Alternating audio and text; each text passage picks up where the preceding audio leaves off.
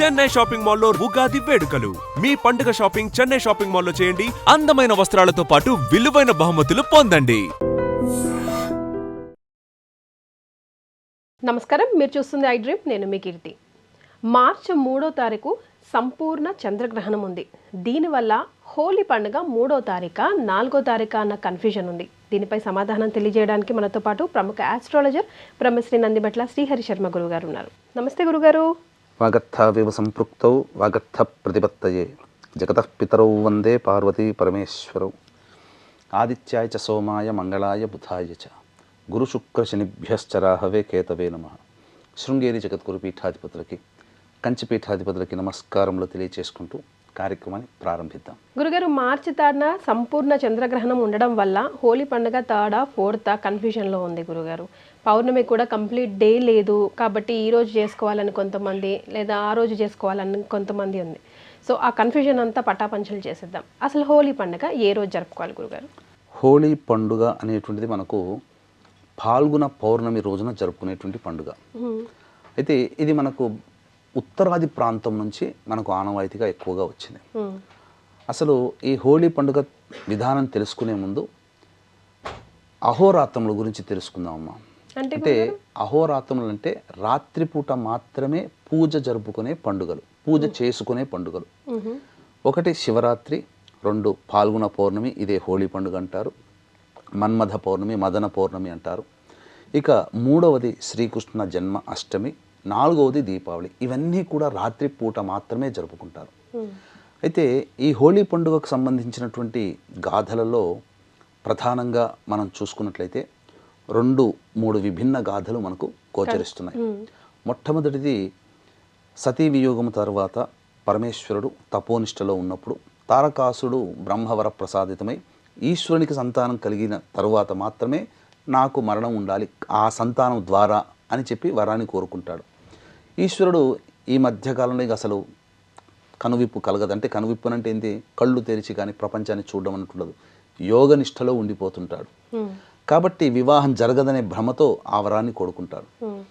బ్రహ్మాది దేవతలు అందరూ కూడా అతనికి ఆ యొక్క భంగము కలిగించాలంటే మన్మధుడే కారణం, ఇంకా తప్ప వేరేది కాదు అని చెప్పి మన్మధుడిని ప్రేరేపించడం. అలాగే సతీదేవి హిమవత్ పుత్రికగా పార్వతిగా జన్మించడం, ఆ పరమేశ్వరుడికి అన్ని కూడాను సపర్యలు చేసే విధానంగా అమ్మాయి అక్కడ ఉండడం. ఈ సమయంలోనే మన్మధుని ప్రేరేపణచే తపోనిష్ట భంగం జరగడం, ఎదురుగా పార్వతీ అమ్మవారిని చూడడం, చెలించడం, వివాహం చేసుకోవడం అన్నీ జరిగిపోతాయి. కానీ తన తపోనిష్టకి భంగం కలిగించిన వాడు ఎవరా అని చెప్పి త్రినేత్రముతో చూసి ఆ కాముడిని అనగా మన్మధుని దహించి వేస్తాడు. ఆ రోజు ఈ యొక్క అనగా కోరిక దహించవేయబడినటువంటి రోజు కాబట్టి ఈ రోజున ఫాల్గుణ పౌర్ణమి అయింది. ఫాల్గుణ పౌర్ణమి రోజున జరిగింది ఇది. ఇంకొక వృత్తాంతం ప్రకారం మనం చూసుకున్నట్లయితే హోలీ పండుగ జరుపుకోవడానికి గల కారణము ముఖ్యంగా చిన్నపిల్లలకు సంబంధించినటువంటి విధానంగా మనకు వస్తుంది. అంటే కామదహనము అని అంటారు. అంటే ఏంటి?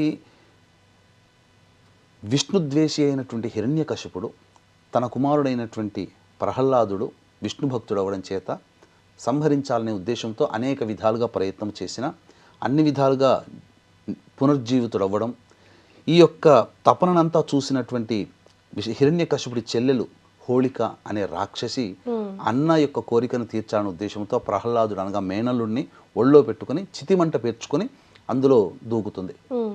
కొంతసేపటికి ఆ చితిమంటలో ఏది కనబడదు. అమ్మయ్య చచ్చాడు నా శత్రువు అనుకుంటాడు, కన్న కొడుకైనా కానీ పేగుబంధం లేక. తన చెల్లెలు చనిపోయిన కొంత బాధ ఉన్న విష్ణు ప్రేమ కలవాడైనటువంటి ప్రహ్లాదుడు మరణించాడని చెప్పి సంతోషిస్తాడు. కానీ కొంతసేపటికి పూల మీద నడిచి వచ్చినట్టుగా ప్రహ్లాదుడు నడిచి వస్తాడు. హోళిక అనేటువంటి రాక్షసి సంహరించబడినటువంటి రోజు ఈ రోజు కాబట్టి ఈ రోజుని పురస్కరించుకొని మొత్తము ఆ యొక్క ఏ ఊరిలోనైనా కానీ పాత కట్టెలు ఇవన్నీ తీసుకొని వచ్చి ఒక గుట్టగా పేర్చి భోగి మంటలు ఎలా వేస్తారో అదేవిధంగా కామదహనం అనేటువంటిది జరుపుతూ డప్పులు వాయిస్తూ కేరింతలు కొడుతూ బూతులు తిడుతూ ఈ యొక్క సంబంధించినటువంటి అంగరంగంగా ఈ యొక్క మంటలు వేసుకొని ఆనందంగా ఉత్సాహంగా తిరుగుతూ ఉంటుంటారు. మరి ముందు పండగ ముందు రోజు చేస్తారు కదా గురుగారు, మరి కామదహనం కూడా ఎప్పుడు చేయాలి, ఏ తారీఖు? అది సాయంకాల సమయంలో చేయాలమ్మా. కాకపోతే మనకి ఈసారి 3, 4వ తారీఖు అంటే 3వ తారీఖు చేసుకోవాలా, హోళీ పండుగ 4వ తారీఖు చేసుకోవాలా అనేటువంటి కన్ఫ్యూజన్ అనేటువంటిది వచ్చింది. మనం చూసుకున్నట్లయితే 2వ తారీఖు సాయంత్రం 5:55 పౌర్ణమి ప్రవేశిస్తుంది. 3వ తారీఖు నాడు సాయంకాలం 5:30 వరకు ఈ యొక్క సంబంధించినటువంటి పౌర్ణమి తిథి ఉంటుంది. కాబట్టి ఎందుకు ఈ కన్ఫ్యూజన్ వచ్చిందంటే ఆ పౌర్ణమి రోజునే కేతుగ్రస్త సంపూర్ణ చంద్రగ్రహణం ఉండడం కారణం చేత పండుగ జరుపుకోవచ్చా లేదా అనేటువంటి యొక్క సందేహం. అయితే ఎందుకు సందేహము, అరే సాయంకాలం కదా, మధ్యాహ్నం 3 గంటలకైతే ఉదయం పూట పండుగ ఎందుకు జరుపుకోకూడదు అనే ఆలోచన చాలా మందికి వస్తుంది. దీనికి శాస్త్రంలో వివరణ ఏం చెప్పబడి ఉందనంటే, చంద్రగ్రహణానికి 3 జాముల ముందు, సూర్యగ్రహణానికి 2 జాముల ముందు గ్రహణ శూల గ్రహణ వేధ అని ఉంటుంది. కాబట్టి మనకు గ్రస్తోదయ చంద్రగ్రహణం అన్నప్పుడు ఏంటంటే మధ్యాహ్నం 3:19 ప్రారంభమవుతుంది అన్నప్పుడు మధ్యాహ్న సమయంలో చంద్రుడు ఉదయించడు కాబట్టి 6:19 సూర్యోదయం అయిపోయి సూర్యాస్తమయం అయిపోయి చంద్రోదయం అవుతుంది కాబట్టి 6:19 నుంచి మనకు లెక్క. కాబట్టి 6:19 నుంచి 3 జాములనంటే ఉదయం 9:19 నుంచి ఈ సంబంధించినటువంటి గ్రహణ శూలం ఉంటుంది. కాబట్టి అసలు 3వ తారీఖు నాడు పండుగ చేసుకోవచ్చా అని చెప్పేటువంటి ఆలోచన.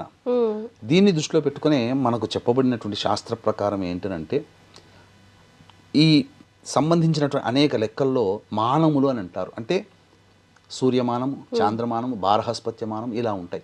నార్త్ సైడ్ అనేటువంటి ఆచరించేటువంటి వాళ్ళ పద్ధతి ప్రకారం సూర్యమానము, బారహస్పత్యమానం ఉంటుంది.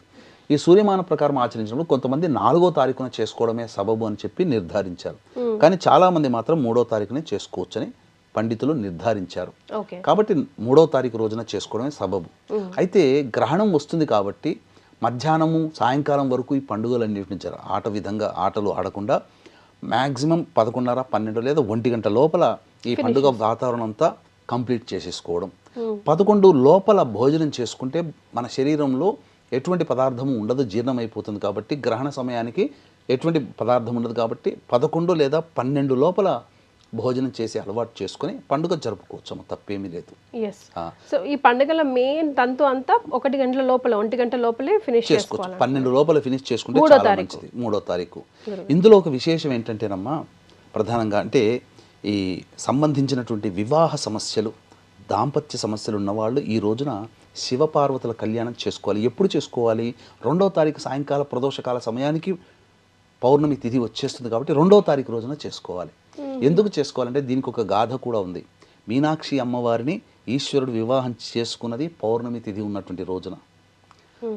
మామిడి చెట్టు కింద వివాహం జరుపుకుంటారు కాబట్టే ప్రతి వివాహ పందిళ్లలో మామిడి తోరణం లేని, ఏ శుభకార్యానికి మామిడి తోరణం లేని ఇల్లు ఉండదు. అవునండి గురుగారు. కాబట్టి ఎందుకు పార్వతీ పరమేశ్వరులు మామిడి చెట్టు కింద వివాహం చేసుకున్నారు, అందుకే అది విశేషం. కాబట్టి ఈ రోజున మీనాక్షి అమ్మవారిని వివాహం జరుపుకున్నారు. కాబట్టి ఎవరైనా దాంపత్య సమస్యలు, అలాగే వివాహ సమస్యలు, అబ్బాయికి అమ్మాయికి వివాహం కాలేదన్న వాళ్ళు పార్వతీ పరమేశ్వరుల వివాహం 2వ తారీఖు సాయంకాల ప్రదోషకాల సమయంలో గనక చేసినట్లయితే తప్పకుండా అచిర కాలంలోనే పార్వతీ పరమేశ్వరుల దివ్యానుగ్రహంతో చక్కటి వరుడు వధువు లభిస్తారు, దాంపత్య సమస్యలు సమసిపోతాయి. అంతేకాకుండా గ్రహణం కూడా ఉంది కదమ్మా, సింహరాశిలో ఏర్పడుతున్నటువంటి గ్రహణం. కాబట్టి ఈ సింహరాశిలో ఏర్పడుతున్నటువంటి గ్రహణం పుబ్బ నక్షత్రంలో వస్తుంది. కాబట్టి పుబ్బ, పూర్వాషాఢ, భరణి నక్షత్రం జన్మించిన వాళ్ళు, సింహరాశి వాళ్ళు ఈ గ్రహణాన్ని చూడకూడదు. అలాగే మిథున రాశికి, తులారాశికి, వృశ్చిక రాశికి, మీనరాశికి శుభమైనటువంటి ఫలితాలు కలుగుతాయి. మేష, వృషభ, కర్కాటక, సింహ, కన్య, ధనుస్సు, మకర, కుంభరాశుల్లో జన్మించినటువంటి వారికి మాత్రం కష్టములు తప్పవు. అయితే ఇక్కడ కష్టములు అన్నప్పుడు ఏదో ఇబ్బందులు అవుతాయని కాదు. 100 రూపాయలు నష్టమయ్యే చోట 150 రూపాయలు నష్టం. మంచిగా ఉండేటువంటి వాళ్ళకి 100 రూపాయలు లాభం వచ్చే చోట 150 రూపాయలు లాభం వస్తుంది, అంతే తప్ప జీవితంలో పెద్ద పెద్ద ఇబ్బందులు అంటే ఏమీ జరగవు. అసలు గ్రహణం ఎప్పుడు పట్టుతుంది, ఎప్పుడు విడుస్తుంది, ఏ రాసుల వారికి బాగుంది, బాగాలేదు, వాళ్ళు ఎలాంటి రెమెడీస్ పాటించాలనేది ఇంకొక వీడియోలో మనం చాలా కులంకుశంగా డిస్కస్ చేద్దాం. అందుకని ఈ గ్రహణాన్ని దృష్టిలో పెట్టుకుని మన పీఠం ఆధ్వర్యంలో 3వ తారీఖున గ్రహణం ఏర్పడుతుంది. కాబట్టి ఈ మేష, వృషభ, కర్కాటక, సింహ, కన్య, ధనుస్సు, మకర, కుంభరాశిలో జన్మించిన వారికి ఈ గ్రహణ దోష నివారణార్థమై 4వ తారీఖు సాయంత్రం 6 గంటలకి గ్రహణ దోష నివారణ పూజలు హోమాలు జరిపించి శక్తిపాతం చేసినటువంటి కరుంగలి మాలు ఇవ్వడం జరుగుతుంది. కాబట్టి గ్రహణ దోష నివారణ పూజలు జరిపించుకునే వాళ్ళు 4వ తారీఖు సాయంత్రం 5 గంటల లోపల ఎవరైనా నమోదు చేసుకోవచ్చు. ఎస్, ముందైతే కన్ఫ్యూజన్ అయితే క్లియర్ అయిపోయింది గురుగారు. సో థర్డ్ రోజు మార్చి 3rd రోజు పండగ జరుపుకోవచ్చు 1 గంట లోపల. అట్లాగే ప్రభావం వివిధ రాశుల వారికి గ్రహణ ప్రభావం ఉంటుంది, వారికి ఎలాంటి పరిహారాలు చేసుకోవాలి అన్నది ఇంకొక వీడియోలో మనం తప్పకుండా తెలియజేస్తాం. చాలా సంతోషం గురుగారు, ధన్యవాదాలు. సర్వం Shri Umamaheshwara పరబ్రహ్మార్పణమస్తు. And for more videos, Please subscribe to iDream. Please subscribe to iDream. Please subscribe iDream. And please subscribe to iDream. For more videos, subscribe to iDream. please like, share and subscribe to the channel. Congratulations, iDream. Subscribe to iDream. Subscribe to iDream. So subscribe to iDream Media. iDream की iDream team अंदर की huge congratulations. Please subscribe iDream Media. Please subscribe to iDream. Subscribe iDream. Please subscribe to iDream. iDream అంటే నా కళల ఛానల్ను subscribe చేసుకున్నారు, నోరు తిరుగుతలేదు, మీరైతే గంట గుర్తు కొట్టండి. For more such videos, please subscribe to iDream.